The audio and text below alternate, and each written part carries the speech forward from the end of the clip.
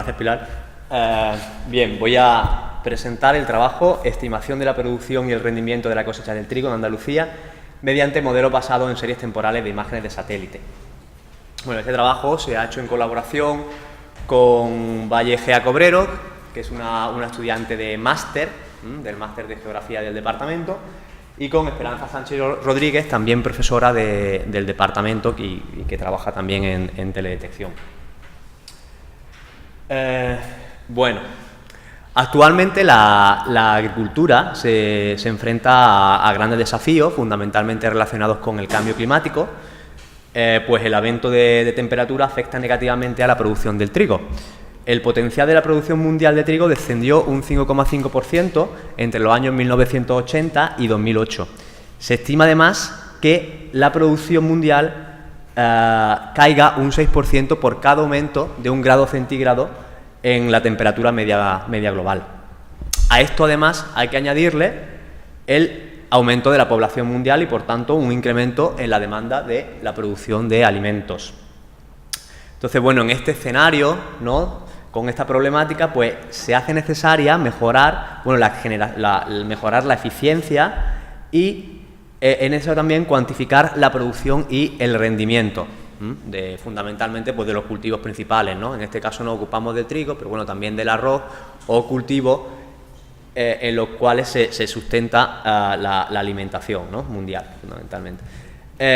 Hay diferentes modelos, están los modelos predictivos, los modelos de estimación. Los modelos predictivos pretenden, con anterioridad al momento de la recolección, estimar la producción, y los modelos de estimación pretenden caracterizar la potencialidad productiva de las regiones agrícolas. Nosotros en este caso vamos a centrarnos en un modelo de estimación de la producción y vamos a usar para ello la teledetección. Pues la teledetección es una fuente de datos que tiene grandes ventajas, puesto que es una información espacial, regular y continua, y tiene una alta periodicidad de observación. Vamos a trabajar con series temporales de teledetección.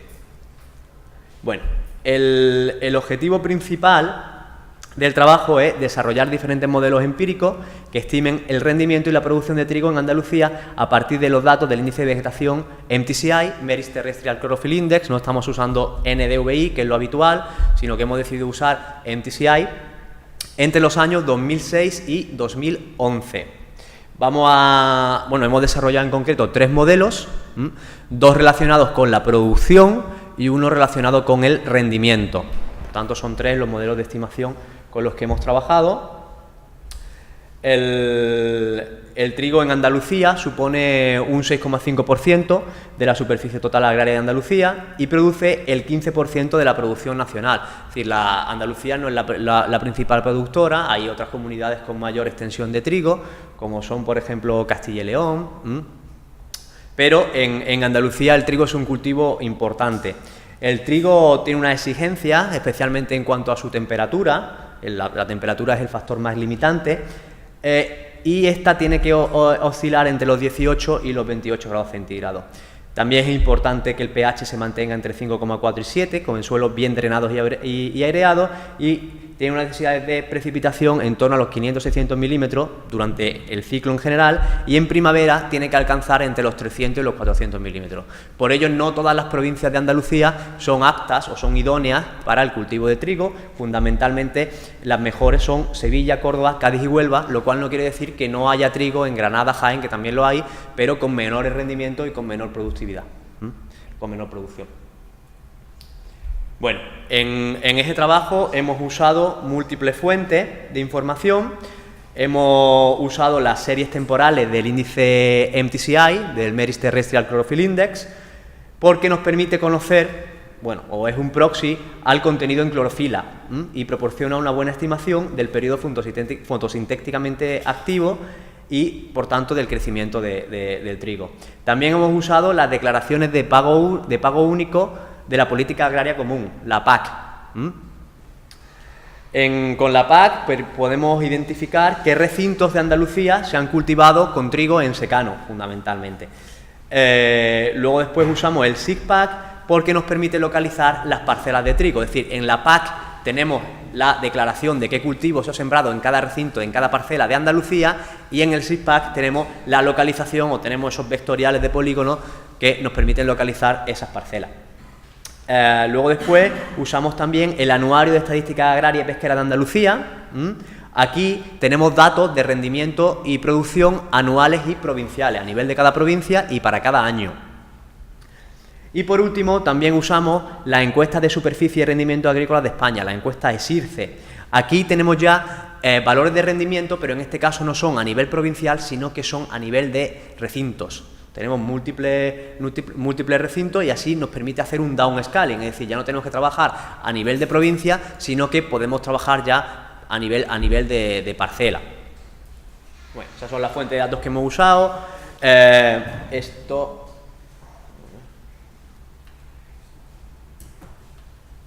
es una animación simplemente de la serie temporal completa de MTCI.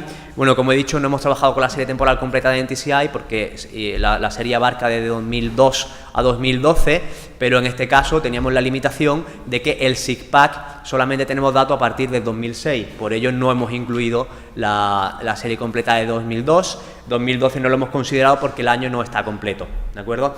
Hemos trabajado con el MERIS terrestre Chlorophyll Index, hemos trabajado con él porque es más sensible, supuestamente los estudios de Curran o DAS informan o muestran como el NTCI es más sensible a variaciones sutiles en la clorofila, más sensible que el NDVI. Sí es cierto que el NTCI no tiene continuidad, por ello que queramos continuar con este estudio aplicando el NDVI, pero en este caso usamos el NTCI. Básicamente es un índice que combina la reflectividad en 3 bandas, bueno, todas ellas en el REDEC. Y bueno, esta serie temporal de NTCI se generó y se procesó en el marco de un proyecto, fue una beca postdoctoral Marie Curie, en la cual se procesaron todas las imágenes MERIS en máxima resolución a 300 metros de la península ibérica, es decir, tenemos compuestos semanales de toda la península ibérica desde 2002 a 2012. Y bueno, en este caso pues se utilizaron 322 compuestos únicamente, pues como digo, el SIGPAC empieza en 2006 y bueno, la resolución es 300 metros, que creo que ya lo he dicho antes. Bueno, esto sería un ejemplo de las declaraciones de pago único. Aquí, bueno, las declaraciones de pago única están ligadas fundamentalmente a subvenciones. Se realizan de manera anual y es para que el agricultor pueda pedir una subvención. Sí es cierto que no todos los agricultores piden esas subvenciones, por tanto, no podemos considerar que basándonos en la PAC tengamos todo el trigo que hay en Andalucía, porque hay ocasiones en los que el agricultor no pide la subvención. Pero bueno, la PAC son una serie de tablas en las que tenemos o que nos permiten generar un identificador único para cada recinto de trigo. Tenemos campos como bueno, el año de la campaña, de la cosecha, pero también código de provincia, municipio, parcela, recinto, es decir, podemos llegar hasta el nivel de recinto, de una parte de cada parcela, porque hay ocasiones en las que las parcelas están divididas en varios recintos y se plantan cultivos diferentes. Pero no tenemos la localización espacial. La localización espacial la obtenemos a partir del SIGPAC. En el SIGPAC tenemos el SIGPAC para toda Andalucía. En este caso lo que hicimos, bueno, pues seleccionamos una serie de parcelas, todas las parcelas que estaban cultivadas con trigo y las relacionamos con la PAC mediante la generación de un identificador común entre la PAC y el SIGPAC. ¿De acuerdo? De esta forma pudimos situar todas las parcelas de trigo para cada año para toda Andalucía. Estas son los datos de producción, la estadística de producción y rendimiento obtenida a partir del Anuario de Estadísticas Agrarias. Aquí a nivel para provincia pues tenemos la extensión que está cultivada con trigo, pero también tenemos datos de producción en toneladas y también datos de rendimiento en kilogramos por hectárea.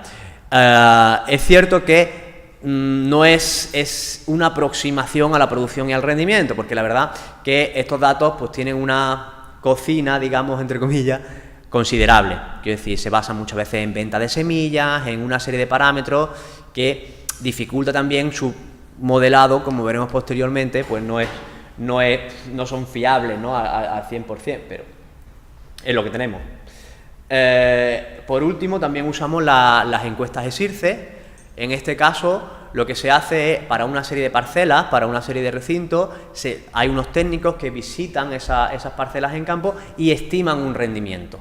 Pero en ningún caso este rendimiento está relacionado con la producción de esa cosecha.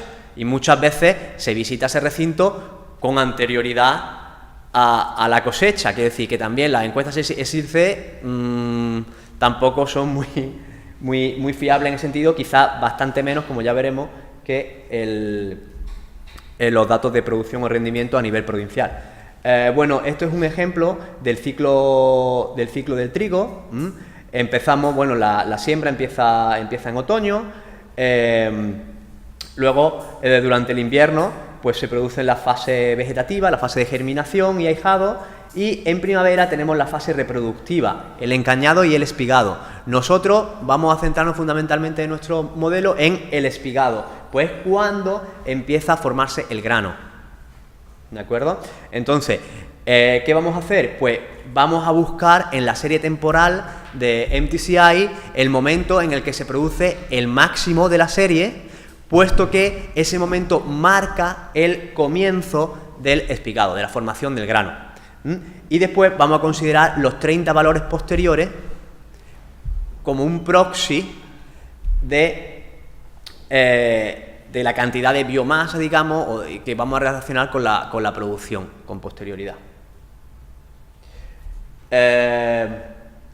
Bueno, entonces, aquí en esta imagen mostramos la localización del máximo y luego consideramos los 30 días posteriores, que en este caso corresponden aproximadamente a 4 compuestos, es decir, la sumatoria de los 4 compuestos posteriores a la fecha del máximo, y a eso le llamaremos pues MTCI acumulado. Aquí podemos ver un ejemplo de la variación del MTCI para una parcela de trigo, ¿no? Vemos también aquí el crecimiento del trigo y vemos cómo, bueno, ese máximo pues coincide con la fase de espigado. Bueno, pues una vez que hemos acumulado los valores, hay que agregarlo espacialmente.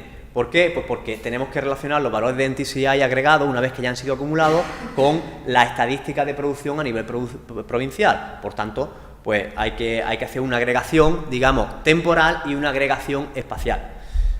Y de esta forma, pues podemos generar nuestros modelos mediante una regresión simple con los valores de producción y rendimiento para cada año y para cada provincia, o con los valores de rendimiento de la encuesta ESIRCE. Bueno, entonces, como digo, partimos de la localización del trigo mediante las declaraciones de la PAC y el SIGPAC, y ahí consideramos diferentes umbrales en lo que es la siembra de trigo, porque, como digo, hay parcelas que no están sembradas con trigo al 100%, sino que tienen una parte que sí, otra parte que no, y no sabíamos muy bien, pues, a partir de cuál es el valor óptimo de cobertura de trigo. Entonces probamos con diferentes umbrales. Y bueno, antes de esto, tenía que haber mencionado, perdón, que partimos de la serie de MTCI, que fue suavizada, teníamos los valores brutos, aplicamos un algoritmo de Fourier para suavizar la serie, y así obtuvimos el valor de MTCI acumulado. Bueno, aquí tenemos un ejemplo para 2006 del valor de MTCI acumulado en 2006, para toda Andalucía. Bueno, como he mencionado anteriormente, pues hicimos una serie de consideraciones relativas a la superficie sembrada de trigo y demás, y de esta forma, al final, lo que generamos fue una serie de máscaras para aplicar a las cubiertas o a las coberturas de MTCI acumulado y eliminar aquellas regiones que no estaban sembradas con trigo.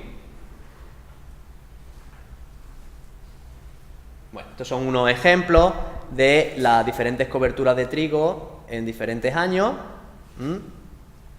Y como digo, pues obtuvimos diferentes modelos, uno con los valores del Anuario de Estadística del MAGRAMA, del Ministerio de Agricultura y Medio Ambiente, bueno, dos, un modelo de producción y un modelo de rendimiento, y otro modelo de rendimiento con la encuesta ESIRCE. Bueno, voy a ir un poquito más rápido porque voy algo lento. Y bueno, aquí vemos el comportamiento del MTCI a lo largo de diferentes estaciones de crecimiento, bueno, para todos los años. Vemos que hay años de sequía, años que la producción es mejor, estamos mostrando dos parcelas diferentes, entonces vemos que hay diferencias también en Andalucía, es decir, estamos mostrando dos parcelas que las dos están en Sevilla, tienen producción y rendimientos diferentes. También hay una alternancia entre los cultivos, normalmente cuando un año se cultiva trigo, después se deja en descanso la tierra, en fin. Bueno, y estos ya son los resultados de los modelos. No se observó una gran diferencia en cuanto a la superficie de parcelas que estaban cultivadas. En el caso de la producción, pues tanto parcelas con una superficie cultivada del 50, el 75 o el 90% dieron unos resultados similares con un R cuadrado de en torno al 0,8, o sea, explicamos aproximadamente un 80% de la varianza. En el caso de la producción, en el caso del rendimiento, la varianza explicada fue bastante menor. Esto va en línea con los resultados obtenidos por Duncan y Dash en la India. Aunque, no obstante, hay que considerar las limitaciones de nuestro estudio, pues en nuestro caso solamente teníamos bastante menos años y bastante menos extensión cultivada. En su caso, pues tenían muchísimas más observaciones y también unas estadísticas más fiables, porque como ya digo, las estimaciones de producción son, pues eso, un poco no muy fiables, ¿no? Pero bueno, se observan aproximadamente los mismos resultados, es decir, ellos tienen mejores resultados para la producción que para los modelos de rendimiento.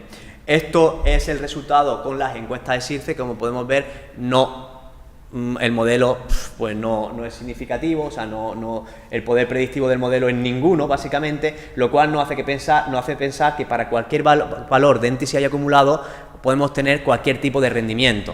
En realidad, pues la verdad que las encuestas de SIRCE, en nuestra experiencia, en lo que hemos podido comprobar, pues no están midiendo el rendimiento de forma adecuada. Es decir, ya hemos hablado con los técnicos y demás, y en muchas ocasiones que según dicen ellos, no tienen tiempo, no llegan ni a bajarse del coche para ver qué rendimiento tiene, sino que es una cosa que es muy al azar y la verdad que no son fiables y por tanto no se puede utilizar para estimar el rendimiento con teledetección.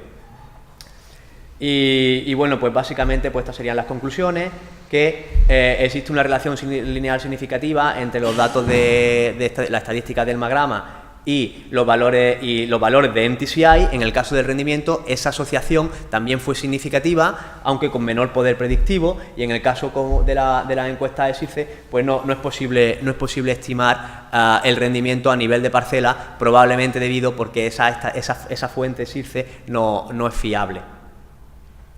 Futuro, pues nos gustaría desarrollar modelos de estimación y producción a escala nacional. También nos gustaría incorporar otras fuentes de datos como MODIS, Sentinel, Landsat, y también desarrollar modelos multivariantes incluyendo variables agronómicas y climáticas. Posiblemente también incorporar modelos más sofisticados o metodologías más sofisticadas como la inteligencia artificial para generar estos modelos. Pero como digo, bueno, pues estamos en algo muy incipiente, estamos empezando. Y bueno, y fue un trabajo que también se hizo en el marco de un proyecto final de máster. Es decir, y eso sería todo. Gracias.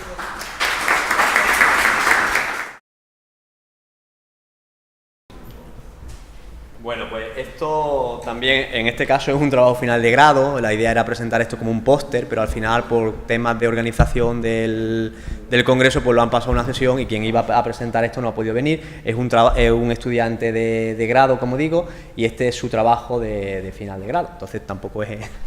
Pero, bueno... El trabajo se titula Caracterización de la fenología de los macrófitos en la marisma de Doñana y su relación con la precipitación. Entonces la idea era caracterizar la dinámica de una asociación Volvosconetum maritimi, que es o vulgarmente conocido como castañuela, en función de la precipitación, ¿no? Normalmente la vegetación se estudia a través de variables estructurales, pero en este caso queríamos usar las series temporales, o sea, variables funcionales, que son aquellas que describen los intercambios de energía y materia entre el ecosistema y la atmósfera, puesto que presentan una serie de ventajas, como la mayor sensibilidad a los cambios ambientales y también que puede ser fácilmente estudiadas con teledetección. Para ello, bueno, nos inspiramos en los trabajos de Alcaraz Segura, en el que utilizan estas variables para describir de alguna forma la fenología de áreas protegidas en España. Bueno, las variables funcionales pueden ser estudiadas a partir del NDVI, como en el caso, por ejemplo, de la producción primaria neta, el FAPAR, el contenido de agua y clorofila de la vegetación, o variaciones temporales del NDVI, como la fenología de la vegetación, que es algo que yo hago fundamentalmente. Es decir, ves un poco, pues, en base a los perfiles de NDVI, pues, cómo se comporta el ciclo de crecimiento de la vegetación y cómo varía a lo largo de los años. La caracterización de macrófitos acuáticos es difícil, puesto que el agua dificulta, pues, su caracterización. El efecto de absorción del agua, pues, influye en esas reflectividades y esto hace, pues, que sea difícil trabajar con ellos. No obstante, existen estudios en los que se ha caracterizado la heterogeneidad espacial de funcionamiento de la vegetación en entornos, en ámbitos inundables. También hay otros trabajos como el de Villa y colaboradores, en el que se han caracterizado comunidades de macrófitos, usando también series temporales de índice de vegetación. Y también se ha caracterizado los macrófitos en relación a la precipitación, como los trabajos de Wen y colaboradores. El objetivo de nuestro trabajo fue caracterizar las variaciones intra e interanuales de la asociación vegetal Wolbos-Conetus Maritime, que es característica del Parque Nacional de Doñana, mediante el estudio de series temporales de NDVI. Y también estudiar la relación existente con la precipitación. Bueno, este es el área de estudio de Doñana dentro del Parque Nacional. La marisma del Parque Nacional de Doñana constituye el principal santuario europeo de aves migratorias y cuenta con un área inundable que oscila anualmente entre las 26.000 a 32.000 hectáreas. La micrografía existente, con diferencias de orden decimétrico, permite la diferenciación de áreas con hidroperiodos distintos. Bueno, aquí vemos que dentro del Parque Nacional tenemos la delimitación de las zonas de castañuela en rojo, de Wolbos-Conetus maritimi. El periodo de inundación normalmente comienza en otoño, tiene un máximo en invierno y una desecación en primavera y verano. Es decir, tenemos la senescencia en primavera y verano, con su máximo desarrollo en mayo. Aquí vemos una fotografía de la asociación y aquí podemos ver ese ciclo de crecimiento. Aquí tenemos la castañuela o la asociación Wolbos-Conetus maritimi en negro, y ya vemos como en torno a mayo es cuando se produce el máximo vigor en la asociación. Esto, bueno, lo observamos mediante imágenes Landsat. No obstante, nosotros lo que usamos fue el producto NDVI de MODIS, el MOD 13Q1, y utilizamos compuesto de 16 días usando el máximo valor compuesto a partir de imágenes diarias, con una resolución espacial de 250 metros. Es decir, trabajamos con 368 compuestos, uno cada 16 días, realizados con el máximo valor compuesto y para 16 años, es decir, la serie temporal completa. También usamos la serie de precipitación que nos proporcionó la EBD de Doñana, la Estación Biológica de Doñana. La primera etapa de preprocesamiento fue la identificación de píxeles puros, que eso se hizo mediante fotointerpretación y cartografía auxiliar. Aquí tenemos el compuesto 144, que sería el de mayo de 2006. Para este ejemplo, bueno, utilizamos en realidad el del mayo de 2006 y asumimos que no había cambios, no había variaciones anuales en la composición de esta asociación, sino que siempre todos esos píxeles durante esos años estaban ocupados por la misma asociación. Luego delimitamos los límites mediante fotointerpretación de la asociación y después, a partir de un valor umbral que determinamos, a partir del NDVI fue un valor umbral de 0,68, pues fue un valor que determinamos mediante una interpretación visual para que en esos píxeles hubiera castañuelo, hubiera vegetación a lo largo de todos los años. De esta forma aplicamos un análisis de vecindad para que cada uno de esos píxeles fuera homogéneo a la resolución de MODIS, es decir, buscábamos píxeles MODIS de 250 metros que estuvieran compuestos por castañuelas, por Volvosconetum maritimi. De esa forma, pues, obtuvimos una selección final de píxeles que eran homogéneos y que estaban ocupados por Volvosconetum maritimi. Para estos píxeles extrajimos una serie de parámetros derivados de las curvas de NDVI. En concreto, calculamos el NDVI promedio anual, que describe el comportamiento medio anual del NDVI, el rango relativo, que es la diferencia entre el NDVI máximo y el mínimo, dividido por la media. También consideramos el máximo y el mínimo absoluto y el mes, es decir, la fecha del máximo y del mínimo. Y estos fueron los parámetros que relacionamos con la precipitación. Consideramos diferentes desfases entre el valor de NDVI y el valor de precipitación. En concreto, consideramos un valor de desfase de 16 días y de 32 días, obteniendo mejores resultados para un desfase de 16 días. Estamos viendo aquí que, bueno, el coeficiente R cuadrado fue significativo, pero muy bajo, pero bueno, básicamente estamos comparando valores brutos de NDVI con valores brutos de precipitación, y esto no se puede hacer. Por eso quisimos calcular los diferentes indicadores, ¿de acuerdo? Porque claro, los resultados pues son muy malos si se comparan valores brutos, de ahí que sea necesario la obtención de variables funcionales, los diferentes indicadores.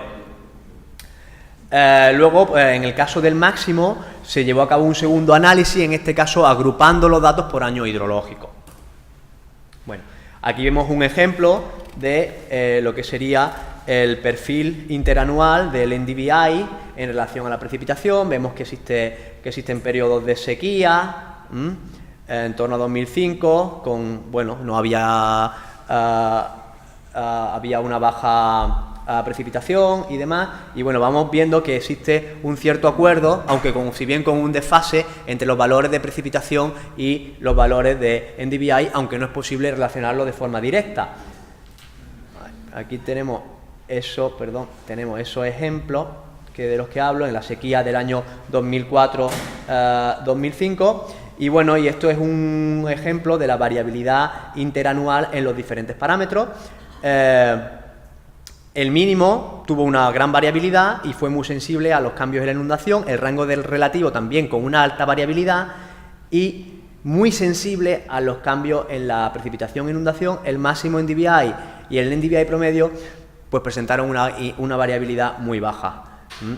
También los parámetros más relacionados con la fenología, como son el mes del máximo y el mes del mínimo. Eso lo vemos ahora en esta curva, donde podemos observar que la variabilidad en algunos de los parámetros que he indicado anteriormente es muy baja, y sin embargo vemos como existe un elevado acuerdo, una asociación bastante significativa entre lo que sería el rango relativo y la precipitación. Bueno, esto es el análisis de regresión que llevamos a cabo entre algunos de esos parámetros. Esto lo hicimos para varias áreas, para varias zonas, pero aquí solamente he seleccionado los resultados más significativos, y podemos observar cómo el rango relativo tuvo una clara correlación positiva con la precipitación, una asociación, bueno, explicamos una varianza en torno al 70% significativa. El mínimo tuvo una débil correlación negativa en torno al 0,61, y el resto de parámetros, el NDVI promedio, pues tuvo una escasa correlación. Claro, aquí también estamos viendo el efecto también del agua, Por eso que el rango relativo, la diferencia entre el mínimo y el máximo, pues sea significativa, y el mínimo y el máximo estén más afectados por esa inundación. Bueno, aquí algún punto, vemos ese punto en concreto que se corresponde a la sequía, por eso se ve un comportamiento diferente. Y ya para concluir, vemos como la asociación Volvosconetum maritimi tiene una fuerte dependencia con los procesos de inundación de la marisma, si bien es cierto que no hicimos un análisis exhaustivo de la inundación porque lo deseable hubiera sido por tener un modelo digital del terreno de alta precisión, pero bueno, no era el caso, ¿de acuerdo? Cuando hay baja precipitación y no hay inundación, hay un escaso crecimiento de la vegetación, por tanto, vemos que la precipitación tiene una fuerte influencia sobre la variabilidad estacional de la asociación Volvosconetum maritimi, y también nuestros resultados constatan la complejidad de la marisma. Cuando el suelo está inundado y sin vegetación, el NPI obviamente es muy bajo. Con suelo inundado y con vegetación, el agua puede mascarar los valores de NDVI de la vegetación hasta que se alcanza una altura suficiente en su desarrollo. El suelo no inundado con vegetación, el suelo no inundado con vegetación, y luego el suelo no inundado sin vegetación presenta un NDVI bajo, y bueno, y por tanto, pues tampoco nos serviría. En cualquier caso, lo que mostramos aquí es la necesidad de mantener la marisma inalterada, ¿de acuerdo? Y de asegurar los procesos de inundación de la marisma. Y bueno, esto. Estupendo, Víctor, muchas gracias. Gracias, Pilar. Buenos días a todos. Gracias por manteneros aquí los que estabais y los que hayan podido llegar. No cambiamos de área de estudio. La verdad es que la presentación previa nos viene muy bien para darle continuidad. Y lo que voy a presentar se enmarca, digamos, en varios proyectos, aunque en uno en concreto, dentro del programa Horizonte 2020, denominado Ecopotencia, luego lo veremos. Y forma parte de un trabajo de máster, de trabajo de fin de máster, del Máster de Tecnología de la Información, que es el primer autor que tenemos aquí, Miguel Martínez. Y bueno, básicamente responde un poco a unas inquietudes que seguimos manteniendo y que quizás, de hecho, la presentación previa viene al caso, porque realmente la marisma, como habéis visto, pues su vegetación acuática es muy diversa y ofrece, digamos, un reto cuantitativo y sobre todo de clasificación a la hora de ser interpretada con cualquier fuente de teledetección. Ahora lo veremos. Entonces, nosotros lo que nos planteamos es avanzar un poco en estas posibilidades de clasificación. El trabajo se ha realizado en el Laboratorio de Psique y Teledetección de la Estación Biológica de Doñana y, bueno, en principio, como vais a ver, el esquema de la comunicación lo que va a ser un poquito fuera de lo habitual, en el sentido de que voy a intentaros profundizar un poquito o daros más detalles en cuestiones de antecedentes y justificación, fundamentalmente el marco, digamos, de trabajo, y luego las estrategias, digamos, de aproximación metodológica, dado un poco esta complejidad. Finalmente, unas pinceladas sobre los resultados y una comparativa breve, ¿vale? Como veis ahí, en principio el área de trabajo no tiene mucho que decir. No sé si el puntero funciona, si no lo utilizo aquí. ¿Vale? Esta es la marisma de Doñana, en torno a casi 35.000 hectáreas que se inundan de forma natural cada año, como veis ahí, en simulación, digamos, con un régimen estacional, ¿no?, que comienza en invierno y acaba aproximadamente a finales de la primavera, y que, bueno, pues tiene una desecación. Nosotros llevamos años trabajando con la cartografía de esa inundación y uno de los aspectos que más nos ha preocupado como variable ecológica relevante a la hora de alguna forma caracterizar los hábitats que al final están disponibles para la diversidad de especies que aparecen en la marisma, pues es el hidroperíodo, ¿no?, como veis aquí en este lado de la derecha, en el que hemos podido caracterizar a través de una serie histórica Landsat, digamos, el hidroperíodo medio y las tendencias, como veis aquí abajo, pues que están teniendo lugar en esa marisma, ¿no? Consecuencia de gestión, consecuencia también progresivamente de incrementos de temperatura, reducción de precipitaciones, etcétera. Pero bueno, lo que quiero recalcar es algo que digamos que visualmente se pone en evidencia con estas fotos, ¿no?, que en verano, si vais, es un auténtico desierto arcilloso, y en el momento que cae una muy ligera precipitación de hasta 5 milímetros comenzamos a tener áreas encharcadas, y finalmente tenemos esta imagen que a mí personalmente me gusta mucho porque refleja esa diversidad, ¿no? Podemos encontrar helófitos emergentes, o sea, vegetación acuática que sobrepasa el nivel del agua, como la castañuela, hemos visto, y por supuesto, pues zonas, digamos, turbias, como veis aquí, y zonas, digamos, de aguas claras, ¿no?, y libres. Esto hace que realmente sea un reto intentar clasificar estos hábitats, ¿no? De hecho, cuando uno valora un poco los perfiles, digamos, botánicos o las catenas, lo que ve es que, bueno, realmente existe una aproximación también para clasificar las formas de vida de esa vegetación en la marisma, ¿no? Y como veis aquí, pues hay una serie de grupos. Básicamente lo que nos podemos quedar es con el hecho de que tenemos las plantas emergentes, que serían, se las denomina desde el punto de vista botánico helófitos, y luego en general, un término generalizado para las plantas flotantes y sumergidas, macrófitos, como formas de vida en diferencia del fitoplancton, ¿no? Aquí veis algunos ejemplos de flotantes, la lenteja de agua o el bayunco, etcétera. Tampoco voy a... pero sí quiero que entendáis un poco esa complejidad. ¿Qué ocurre? Tradicionalmente la aproximación es, bueno, vamos a cartografiar, por diferentes motivos tenemos que tener cartografías de vegetación, como os decía, sobre todo para caracterizar los hábitats, y esa estrategia ha sido, pues, bien por fotointerpretación, habitualmente en el trabajo de campo, y esa fotointerpretación casi siempre está vinculada a los helófitos, ¿vale? A esta vegetación emergente. Los macrófitos flotantes y sumergidos pasan desapercibidos. Y esto es un poco lo que os quiero reflejar aquí. Aquí se ven cambios. Por suerte, pues hemos hecho algunas valoraciones de esos cambios a lo largo de la historia, desde el año 90, con algunos mapas. Y también, bueno, pues en algunos casos hemos hecho ya target detection de especies invasoras que también forman parte ya del pool de especies que pueblan la marisma, ¿no? La espartina densiflora, más concentrada en la zona del río, y la azola, que es un helecho acuático invasor que tenemos del año 2000, que, bueno, que tapiza realmente las masas de agua, impide que entre la luz y tal. Entonces, el problema es que este tipo de plantas, pues realmente flotantes, pueden impedir que de alguna forma entre la luz y por lo tanto entre la energía en el sistema, se establezcan los macrófitos, y como veis, pues aquí tenemos una especie de dinámica entre estados ecológicos de aguas turbias y aguas claras, mediante la cual, pues de alguna forma, podemos valorar realmente el estado de conservación de estas zonas, ¿no? Entonces, nosotros, los macrófitos, evidentemente, como veis aquí, contribuyen a tener un estado de aguas claras, que es bastante favorable para aumentar la diversidad del sistema.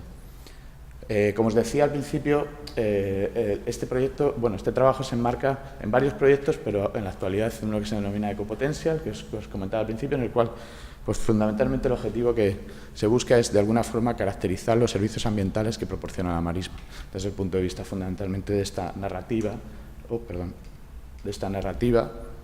que es, digamos, servicios culturales, fundamentalmente pues por la biodiversidad de aves, de aprovisionamiento, porque sabéis que hay todavía pastoreo en la marisma. De hecho hay sobrepastoreo, como podéis ver aquí. Estos son cercados de exclusión que reflejan claramente, pues, el efecto del pastoreo y el pisoteo. Estas son fotos que tomamos nosotros cenitales en los muestreos, no sé si se aprecia bien, pero bueno, son pisadas que también tienen un efecto sobre esa vegetación que hemos visto, ¿no? Y finalmente, pues existen también servicios de regulación, ¿no? Nuestro planteamiento original en el contexto del proyecto es la cartografía de esos servicios en función de los hábitats, ¿no? Entonces, bueno, también hay un interés muy claro de tener una capacidad de recuperación del sistema, una resiliencia en función de esas comunidades, ¿no? Y en eso estamos en el contexto de lo que se denomina el espacio de operación seguro, ¿no? Pero bueno, estos son aspectos un poco... Como decía David, es cierto que bueno, también otro de los esfuerzos que se hacen en el equipo es sobre la caracterización, como podéis interpretar, pues como servicio ambiental. La productividad de cara al pastoreo, pues es lógica de esta vegetación, ¿no? En el caso de los helófitos se ha hecho, pues, un trabajo muy parecido al que ha presentado Víctor, cuantificando la biomasa, ¿no? Y en ese sentido es muy interesante, pero decir que evidentemente, claro, la cuantificación descarta la incorporación de los macrófitos, ¿no? Y ese es un poco el aspecto que queremos abordar aquí. ¿Cuáles son las bases espectrales que están detrás de cualquier tipo de aproximación cartográfica sobre este tipo de vegetación? Pues tenemos múltiples factores que están incidiendo en la respuesta espectral que observamos con un sensor, por ejemplo, en el caso nuestro, que ahora veremos, aeroportado, ¿no? Hiperespectral, que, pues, la profundidad, la turbidez, el tipo de vida, como veíamos, ¿no? Si son flotantes, sumergidos, el sustrato, el recubrimiento, y estos son algunos que nosotros hemos podido controlar, ¿no? Pero la adyacencia, efectos de adyacencia, efectivamente, pues puede ocurrir, ¿no? Y como veis ahí, pues otra foto cenital, puede darse el caso en este lado, puede darse el caso perfectamente de tener macrófitos sumergidos en aguas muy turbias, lo cual contribuye a dificultar el proceso, ¿no?, de clasificación. Bien, por presentarlo muy rápidamente, los objetivos generales eran esto que he comentado, ¿no? Cartografiar la presencia de diferentes tipos de vegetación. ¿Qué tipos? Bueno, pues en nuestro caso, por la experiencia acumulada, macrófitos en aguas claras, xerófitos en aguas claras, suelo desnudo, agua turbia sin vegetación aparente y agua turbia con vegetación aparente, además de pastizales que están en los bordes, ¿no?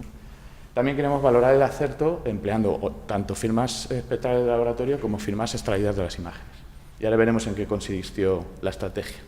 Nosotros lo que decidimos fue, bien, como no siempre vamos a poder tener información de campo para realizar estas cartografías a través de una aproximación empírica, vamos a intentar determinar cuál es el efecto de esos factores que veíamos sobre la reflectividad de los macrófitos. Entonces, para eso lo que hicimos es un trabajo que presentamos ya en el año 2011, después de un año entero haciendo un trabajo de radiometría de laboratorio bastante ingeniosa desde el punto de vista de que, bueno, pues hicimos este cubo radiométrico que nos permitía jugar con la profundidad de las muestras, la turbidez y el recubrimiento, como veis ahí, por las macetas, ¿no? Que estuvimos cultivando durante un ciclo entero estas 4 especies de macrófitos sumergidos y flotantes, ranúnculum, myriophyllum, rupia y cara, sobre todo pues, para poder disponer de esa, incluso incorporar el aspecto fenológico, ¿no? Con el ASD, el óptico, de 400 a 1500, aunque nos quedamos trabajando al final con hasta 1000, como podéis interpretar, en los momentos de muestras muy profundas, pues evidentemente el SWIR desaparece, ¿no? Entonces, ahí sí veis que hay ciertas diferencias, pero claro, a eso si le añadimos la profundidad, etcétera, pues cambia. Entonces, esta aproximación lo que buscaba era identificar básicamente las regiones y bandas espectrales útiles para discriminar entre todos esos factores, ¿no? El típico diseño factorial. Y para ello lo que hicimos es seleccionar firmas que denominamos puras, que realmente puras representaban a lo mejor pues, 100% de recubrimiento de cara con turbidez de más de 50 NTUs. Eso realmente denominamos puro. Pero bueno, utilizamos Machine Learning algoritmos proporcionados por Weka y generamos árboles de clasificación. Y luego la aproximación empírica es la tradicional. A partir de imágenes tenemos la suerte de contar con campañas del HS, de diferentes proyectos, que como sabéis, pues desde el año creo 2010, Eduardo me puede corregir, se vuelan no solo con el HS, sino también con el CASI. Y eso implica pues, que tenemos pasadas a 6 metros, de casi todo el espacio natural, y pasadas a 1,5, aunque no cubren efectivamente todo el espacio, sino que son disconexas, ¿no? Pero bueno, podemos explotar esa información. Aquí veis las características de HS y CASI, tampoco voy a entrar en detalle, fundamentalmente tienen diferente FOB y diferente número de bandas y diferentes regiones cubiertas en el espectro, ¿no? Y al mismo tiempo nosotros solemos hacer, evidentemente, trabajo de campo, pues puntos de muestreo representativos de un área de 30 metros, el tamaño de píxel de Landsat, 18 kilómetros recorridos, tanto a caballo, andando, incluso radiometría para hacer empirical line, evidentemente, de las imágenes. ¿Cuál es el objetivo? Pues una vez más hacer una cartografía con esas imágenes.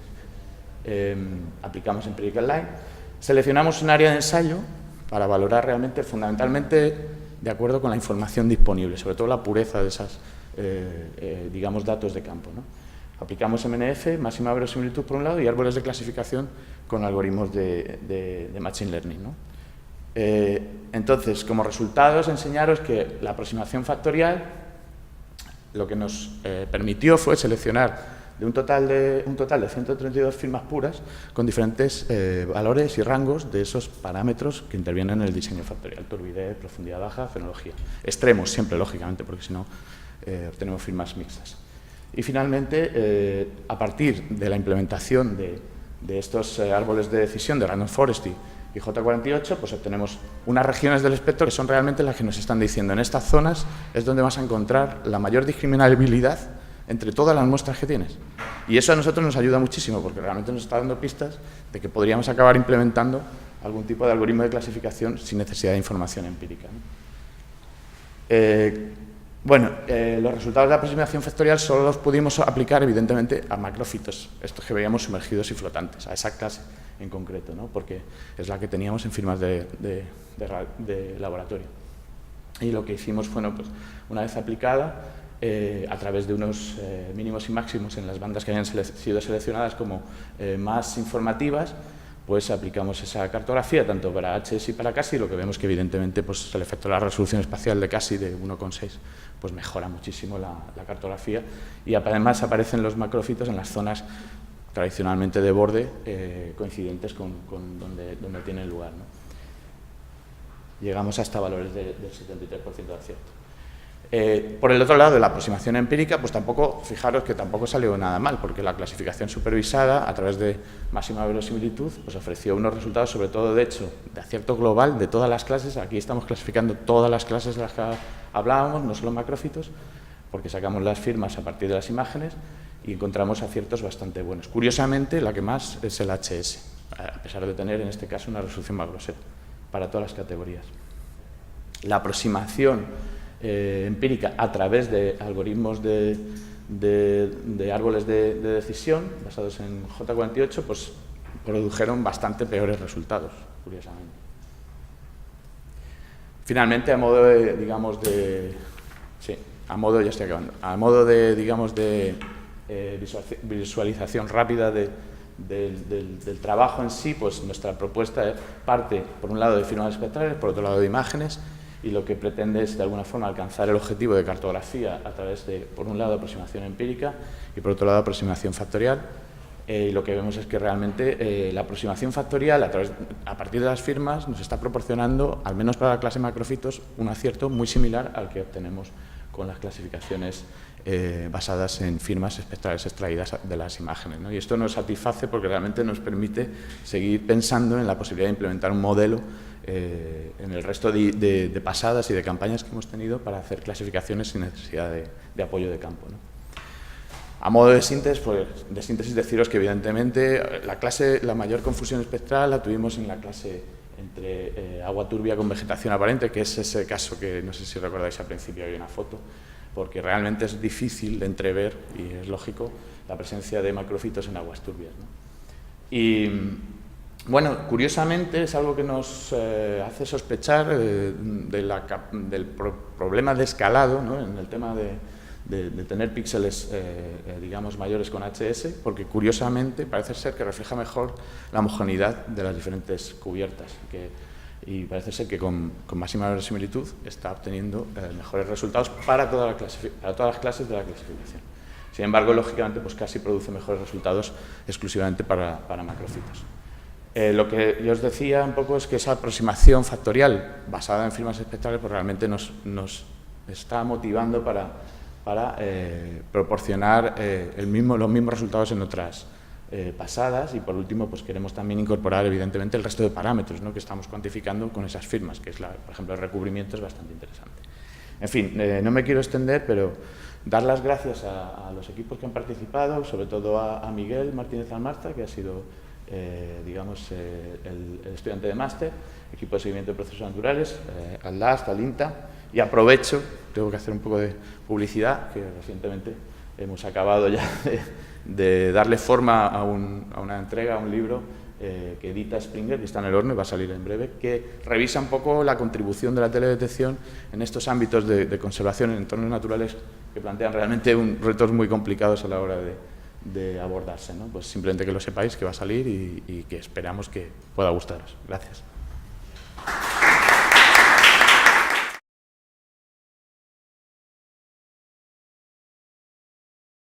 Bueno, buenos días a todos, gracias por asistir.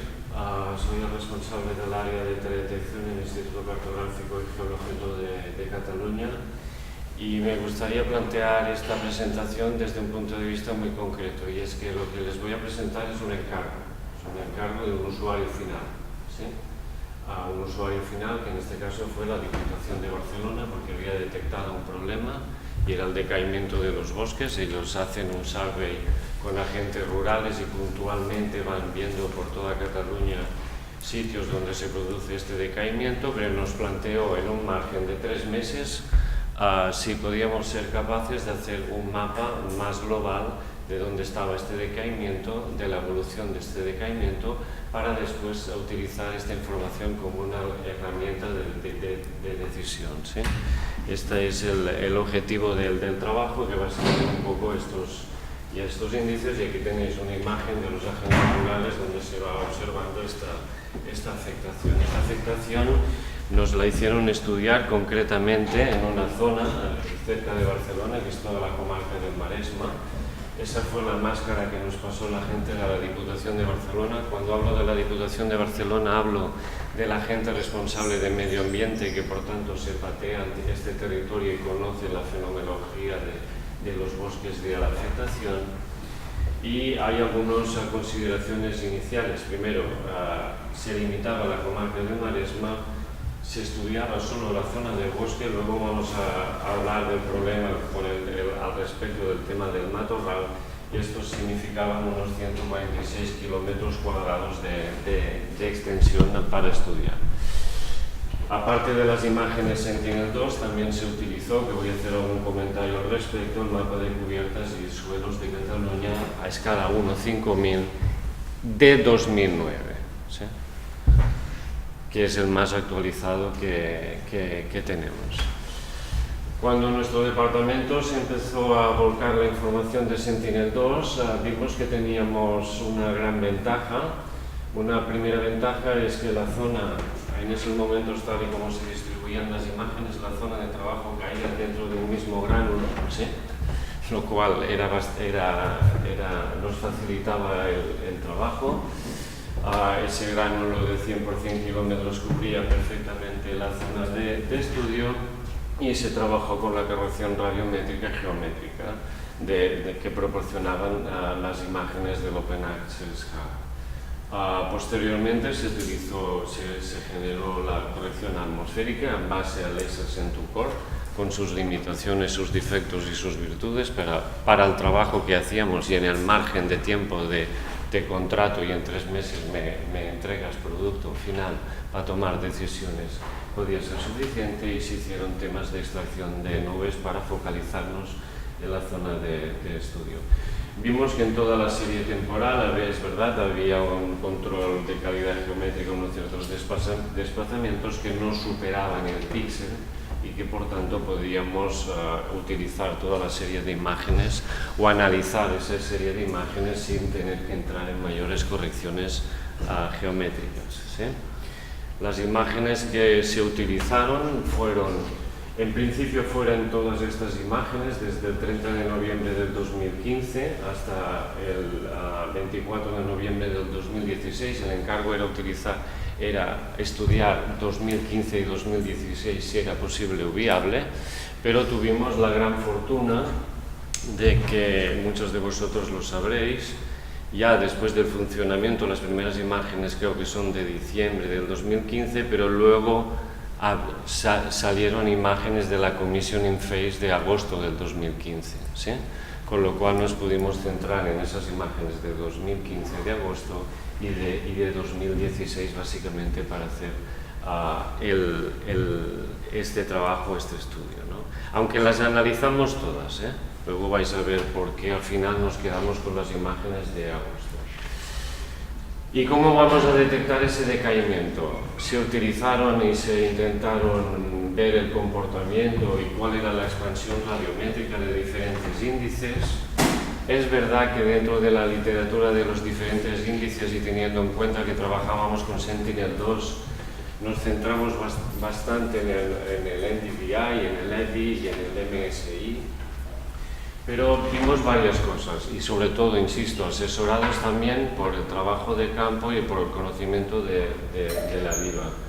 La expansión radiométrica, el comportamiento del NDVI nos resultaba mejor que el del MSI. Además, MSI coge una banda con una resolución espacial superior a los 10 metros, y entre esto y las consideraciones que nos hicieron la gente de la viva de unos mapas previos generados con estos índices y su trabajo de campo y la validación que ellos conocían en el terreno, finalmente se decidió trabajar con el índice EBI, que todas las bandas en las que trabaja son de 10 metros, ¿sí?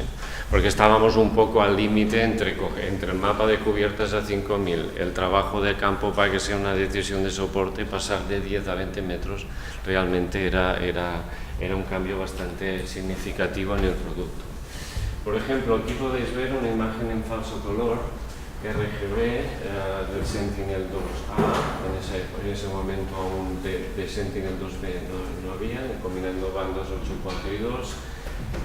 en una zona en concreto, NDVI y EBI, ¿no? Y aquí, por ejemplo, se observa como ciertas zonas, debido tanto a la topografía como a la tipología del bosque, como es este bosque de ribera, pues realmente en el NDVI no es difícil detectar esa diferenciación o ver ese contraste o ver ese cambio, y en cambio en el EBI nos resultaba más destacable, por lo cual decidimos atacar este índice. Otro tema es ¿y con qué imágenes? ¿Sí? De agosto, de verano, de primavera, de otoño, de invierno. Esto es una imagen de verano sobre el que está superpuesta la base 5000 del mapa de cubiertas, donde nos clasifica en 2009 todas las cubiertas, tipos de vegetación, tipos de bosque, etcétera, etcétera. Vemos la imagen de verano y la imagen de invierno, ¿no? Y una cosa sorprendente fue cómo nos aparecía, por ejemplo, en ciertas zonas que nosotros sabíamos que había una afectación y que los árboles estaban muriendo, como un resurgimiento del vigor vegetativo, ¿sí? O incluso ciertos efectos que parecían como suelo desnudo cuando en principio había vegetación y había bosque, ¿no? Vimos que habían unos efectos muy importantes de invierno por el ángulo solar, y habían unos efectos topográficos que radiométricamente y a nivel de la interpretación de los resultados nos iban a falsear. Eso se estudió con la DIVA y se vio que finalmente nos íbamos a centrar en las imágenes de verano, ¿sí? Aquí tenéis un ejemplo de la clasificación del EBI para una cierta zona boscosa, zona de pino piñonero, que es una de las más afectadas. Luego os comentaré brevemente, no soy ingeniero agrónomo, pero según la gente de la DIVA, ¿por qué? La escala ya de gris es a 255 niveles. Nos centramos en algunas zonas para trabajar con la gente de la Diputación, para ver si los resultados tenían sentido o no y cómo podían interpretarlos. Esto es una escala a 15 niveles de esta clasificación, pero finalmente para la fotointerpretación, que contrastamos con imágenes de 2006 de las ortofotos IRC que realizamos en el cartográfico, se vio que para su análisis y como herramienta de decisión, una clasificación a 7 niveles es lo que les iba mejor a ellos, ¿no? Por tanto, finalmente se realizó esta clasificación. Aquí podéis ver, es una imagen un poco turbia porque debajo tenéis la ortofoto de 2016, el vuelo de las coberturas que realizamos anualmente, la clasificación con Sentinel-2, y estas diferentes líneas categorizadas son relativas al mapa de cubiertas en base 1-5000. Y es cierto, tiene 5000 frente a Sentinel de 10 metros, lo cual supone algunos problemas en la interpretación, con esta leyenda que finalmente se consensúa con la gente de medio ambiente de la Diputación de Barcelona. Por tanto, finalmente se automatizó este cambio entre las imágenes de verano de 2015 y 2016 para considerar todos estos efectos, ¿eh? Realmente los efectos son muy significativos y la interpretación, la clasificación, la validación funciona muy bien cuando estás hablando de grandes masas boscosas, cuando estás hablando de vegetación vigorosa que ha sufrido un cambio importante en el 2016, y hay un evidente empeoramiento de esta afectación en la dirección geográfica que puedes estudiar a partir del cambio. Lo que hemos observado es que aquellos vertientes que miran al sur y toda la parte meridional es la que está más afectada. Imagen de afectación de 2015, evolución de 2016 y dirección o potencia de este cambio, de este decaimiento, ¿no? Un decaimiento que básicamente afecta a las coníferas, que tienen una estrategia de resiliencia al problema de hídrico diferente de otras especies, como pueden ser las encinas. Cuando tienen este problema de una falta de recurso de agua, las ataca un parásito que se llama Thumicus, y los acaba matando, mientras que las encinas tienen otra estrategia de que van perdiendo hoja, ralentizan su crecimiento y soportan mejor esta afectación, ¿no? Aquí tenéis un esquema, estos son los EBIs estudiados en 2015 y 2016. Estos son posibles relaciones de cambio que tenemos, de una vigorosidad o un decaimiento.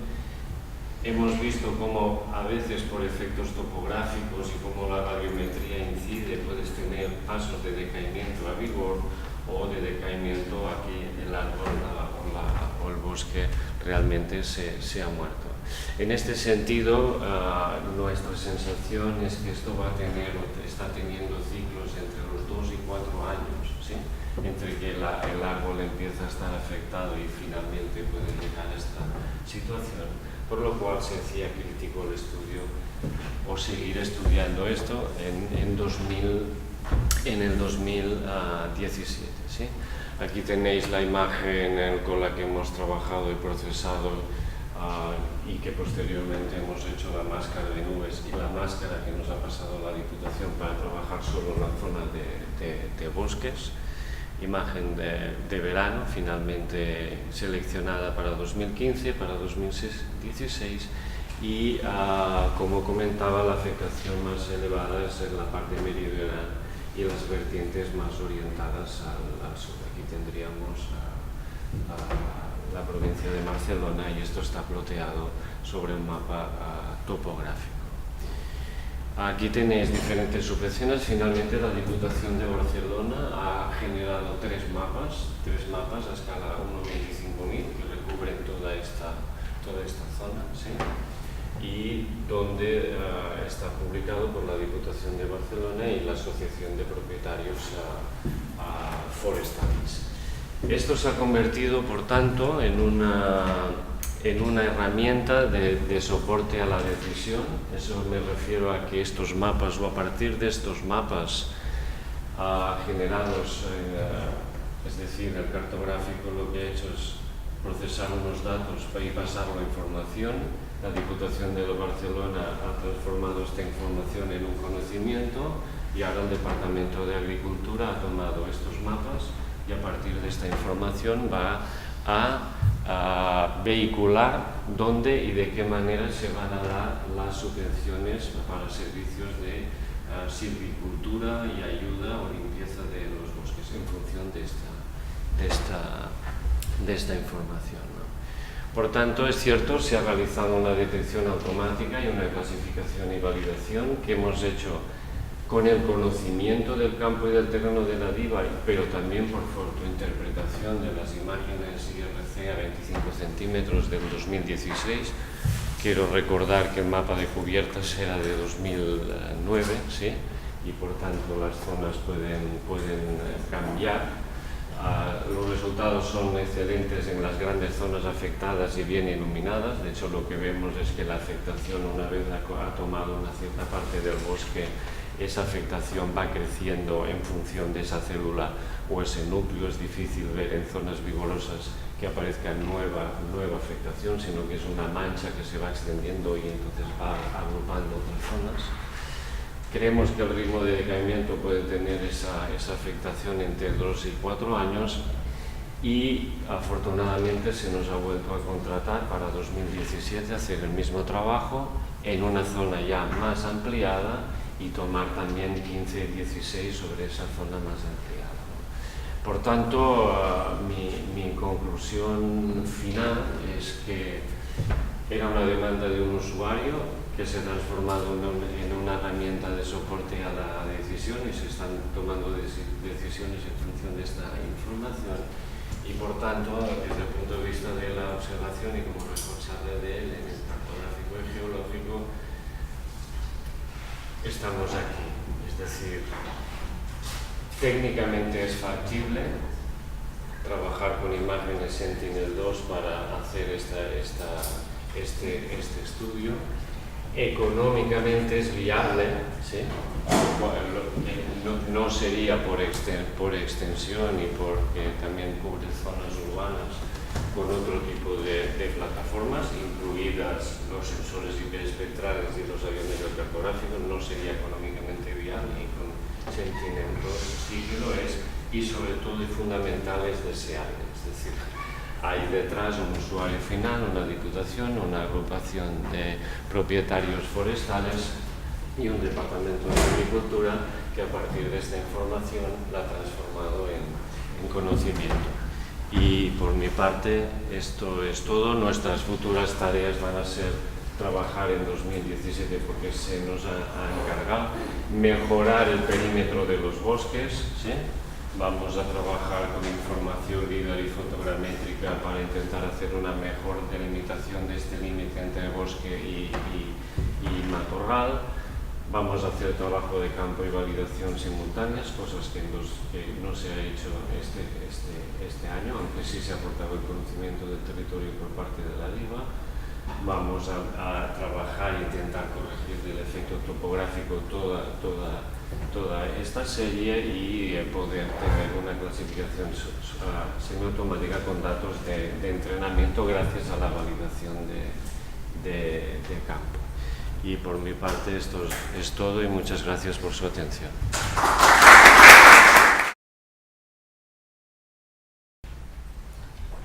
Bueno, pues muchísimas gracias, y bueno, las últimas preguntas venían a colación para entrar en mi presentación.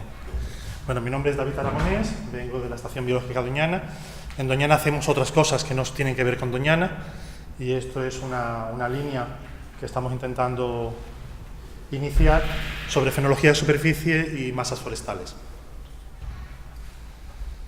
En principio, el objetivo de esta presentación de lo que estamos mostrando en este trabajo es caracterizar la fenología de la superficie terrestre de especies mediterráneas del género Pinus, utilizando series temporales de NDVI de Modis. Y aparte de caracterizar la fenología, queremos evaluar el potencial de utilizar la fenología de la superficie para distinguir entre distintas especies.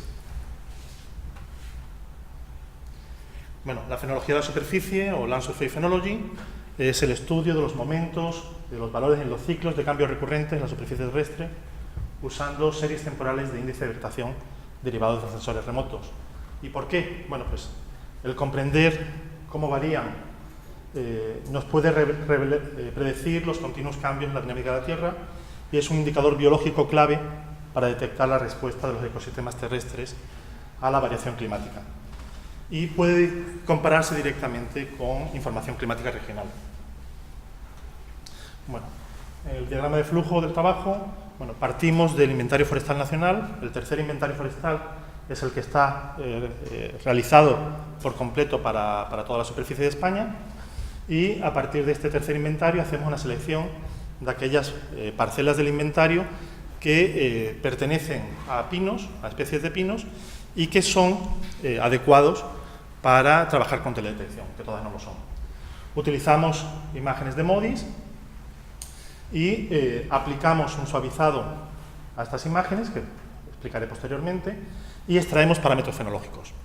Los parámetros, el inicio de la estación, final de la estación, longitud de la estación, el valor del NDVI base, el valor del NDVI máximo, y lo estamos haciendo para los 16 años que hay de serie de MODIS, y generamos unas métricas multitemporales de cada uno de los parámetros para poder asignar la evolución de ese parámetro en concreto. Hemos intentado caracterizar estas distintas métricas y parámetros, incluso las firmas temporales, y finalmente hemos desembocado en tres modelos distintos que aplicamos con Random Forest: uno directamente a las series temporales suavizadas, otro usando los parámetros temporales, las métricas temporales, y un tercero aplicando las métricas temporales y unos parámetros auxiliares que podrían ser altitud, orientación pendiente y distancia a la costa, para ver si se mejoraba los modelos. Bueno, con respecto a la selección de parcelas, de los pinos mediterráneos, España tiene una característica importante, que agrupa 6 de las 9 especies de pinos que hay en el Mediterráneo. Entonces, tenemos una riqueza en variabilidad de especies de pinos mediterráneos muy alta. De esos 6, vamos a trabajar con 5 de ellos, descartando el Pinus uncinata, que solamente se da en unas regiones montañosas altas, y que el clima en el que están situados no es claramente mediterráneo, sino es alpino. De todos estos pinos se partían de unas parcelas iniciales del Inventario Forestal Nacional, de 38.000 parcelas, y tuvimos que filtrar estas parcelas buscando parcelas que fueran monoespecíficas, que solamente contemplara un tipo de pino, que fueran masas regulares, que fueran plantaciones artificiales, ya que las zonas naturales pueden tener más diversidad intrínseca, que pertenecieran al clima mediterráneo, y después que tuvieran unas características que hicieran adecuada su utilización por teledetección teniendo en cuenta que íbamos a trabajar con imágenes MODIS, es decir, que fueran masas homogéneas en un radio mayor de 250 metros, y en el caso de que la parcela estuviera en un borde, desplazábamos la parcela, el centro de parcela, a una zona homogénea sin que hubiera cambiado la especie, para poder llegar al final a obtener 679 parcelas de las 13.500 originales. Si os fijáis, Galicia, que es Pinus pinaster, se elimina por completo porque no es clima mediterráneo. Bueno, pues hemos trabajado con las imágenes MODIS del NDVI, el producto MOD 13Q1, desde febrero del 2000 hasta febrero del 2016, que dan 368 compuestos de vegetación. Lo hemos sacado de una página de... la Universidad de Viena está generando un producto descargable en donde te dan la información ya en coordenadas geográficas y no tienes problemas con la proyección sinusoidal, y te ofrecen un trabajo de procesado de las imágenes de manera automática. Además, las variables auxiliares hemos utilizado el Aster GDEM y los límites de los países para buscar el límite de costa del GEDAM.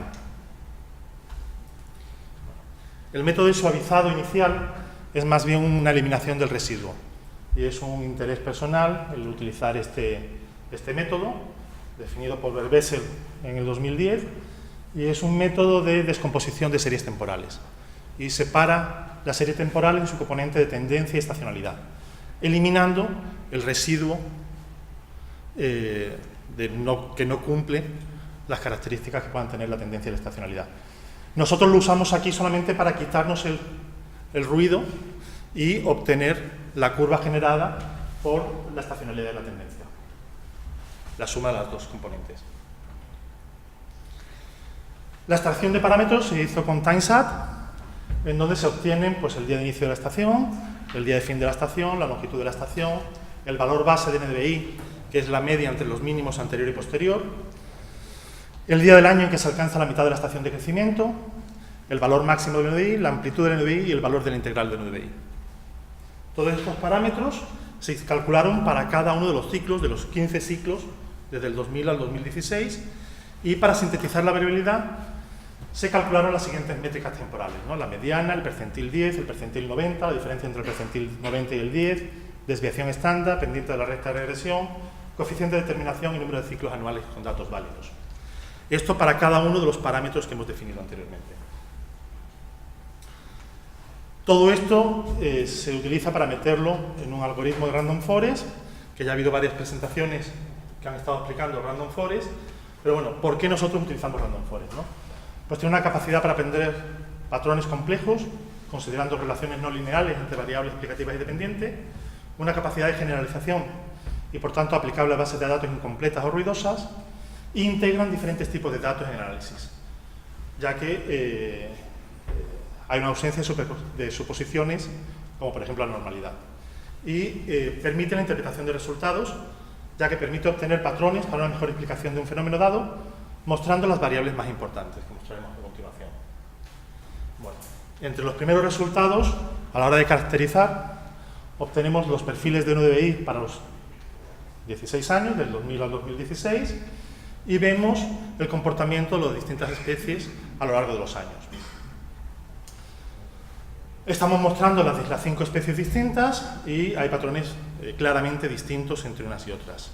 Se ve como el Pinus alepensis, el pino mediterráneo que comentaba el compañero anterior, es el que alcanza los valores más bajos del NDVI generalmente en agosto, y todos los agostos tienen un mínimo muy bajo, y el pino piñonero, que también era de la presentación anterior, teníamos el Pinus pinea, tenemos valores que a veces se acercan a los mínimos del Pinus halepensis y a veces superan los máximos del Pinus silvestris. Entonces es un pino con una amplia variación en su componente de NDVI, en su característica de NDVI.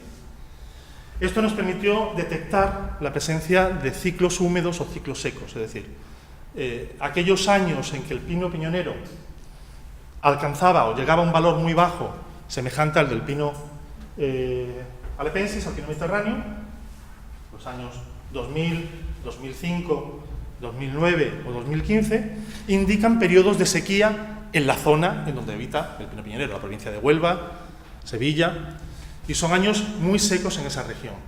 Pero también, utilizando el pino piñonero, podemos detectar cómo hay determinados años que supera incluso el valor del pino silvestre, que es el que generalmente alcanza los valores más altos, coincidiendo con aquellos años en donde, en la zona del pino piñonero, en Andalucía, mayoritariamente, aunque también hay en Cataluña, obtenemos valores de años que son muy lluviosos, ¿no? El año 2004 o el año 2011, en donde se superan esos valores. Si esto lo analizamos anualmente, vemos como la halepensis, la línea azul, es la que tiene valores más bajos, siempre, y la línea verde, que es el pino piñonero, alcanzan valores muy bajos, el segundo más bajo, o puede estar casi el segundo más alto, como el pino silvestre. Esto podía deberse a situaciones que se dan en sitios distintos. Es decir, si el silvestre no se da en Huelva, bueno, pues a lo mejor el clima de Huelva hace que tenga una diferenciación concreta. Sin embargo, hay situaciones, zonas climáticas en donde se dan varias especies. Podemos ver en el gráfico de la derecha cómo el Pinus silvestre, el Pinus nigra y el Pinus pinaster, dentro de una misma zona de estudio, más local, una región concreta, tienen comportamientos distintos. Sobre todo si comparamos silvestre con pinaster, y otras especies dan un comportamiento mezclado que no podría ser caracterizado en esa zona. Pero para una misma región hay algunas especies que sí son discriminables fenológicamente. Bueno, este gráfico sí me gustaría detenerme un poquito más y poder explicarlos. No hay frecuencia en este tipo de gráficos, es un gráfico circular donde estamos viendo anual un año, desde enero en la parte superior a diciembre otra vez en la parte superior. Con los colores está dividido en franjas separadas con una línea negra, que son las distintas especies. Esta franja primera corresponde a la especie Pinus nigra, pero además está dividido cada franja en 15 pequeñas franjas que son los años, los distintos años que estamos analizando. Se está mostrando el día de inicio de la estación de crecimiento, que es donde empieza la línea azul, el día medio de la estación de crecimiento, que es la línea que separa lo azul de lo rojo, y el día final de la estación de crecimiento, que es el final de la línea roja. La zona blanca identifica la zona de mínimos en el periodo de crecimiento. Estos mínimos pueden ser llamativos en el pino halepensis, que llega a 0,5 de NDVI, pero a lo mejor no son significativos en el pino silvestris, que siempre está muy alto. El pino silvestris no tendría un periodo entre estaciones, no tendría una estación muy marcada. Siempre estaría verde y no habría ningún momento en que perdiera verdor. Esto nos muestra cómo claramente hay comportamientos distintos. El pino silvestre se comporta distinto al resto de los pinos más mediterráneos, y en este caso el Pinus nigra tenemos dos poblaciones. Una población que se comporta de manera similar al Pinus silvestris y otra población que se comporta de manera similar al resto de los pinos mediterráneos. Y intentaremos explicar el por qué pasa esto. Lo que sí podemos fijarnos es que anualmente hay variaciones importantes en el inicio de la estación de crecimiento según estos parámetros, para algunas especies y para otras no. Para otras siempre inician en el mismo año, siempre terminan en el mismo día y siempre terminan exactamente en el mismo día. Vale. Bueno, otra forma de ver esto es bueno, estamos viendo valores medios, pero bueno, ¿y cómo se comporta la variación de los pinos? Hay especies que tienen, esto es un histograma, mapas de unos gráficos de densidad circular, en donde mostramos cuando tiene una distribución muy agrupada alrededor de la media, muestra unos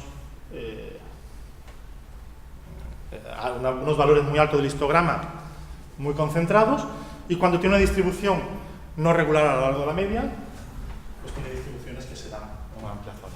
Por ejemplo, los pinos más mediterráneos, Pinea, lepensis, pinaster, tienen una concentración muy grande de los valores del día de inicio, el día medio o el día final de la estación de crecimiento, mientras que el Pinus silvestris, el inicio y fin de la estación de crecimiento, el día de medio, tiene una distribución mucho más heterogénea.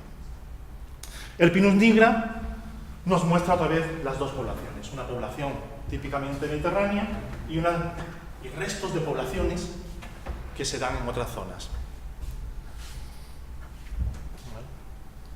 Bueno, todo lo anterior era caracterizar las series temporales y bueno, y ahora entramos en la clasificación de las series temporales. Lo primero, recordar que teníamos tres modelos. Un primer modelo usando los valores de las series temporales suavizadas y nada más. Un segundo modelo, modelo 2, utilizando las métricas temporales de los parámetros fenológicos. Y un modelo 3 en que esas métricas temporales le añadíamos variables auxiliares como son variables sacadas del modelo digital de elevaciones o la distancia a la costa. Lo que nos muestra el modelo, esta primera gráfica, es la importancia de las variables para el modelo completo. Y nos indica en el modelo 1 qué fechas son las más importantes a la hora de detectar, discriminar entre especies, y que mayoritariamente son las fechas de verano de algunos años, 2015, 2000, 2005, 2012, pero siempre concentrado casi un mes, mes y medio, entre agosto, septiembre y julio. En el modelo 2 vemos como el inicio de la estación de crecimiento o el final de la estación de crecimiento o la amplitud son las variables más importantes para discriminar entre especies. Y en el modelo 3, en donde le metimos también variables auxiliares, estas variables auxiliares son las más importantes, sobre todo la altitud media o la distancia a la costa, para discriminar entre especies.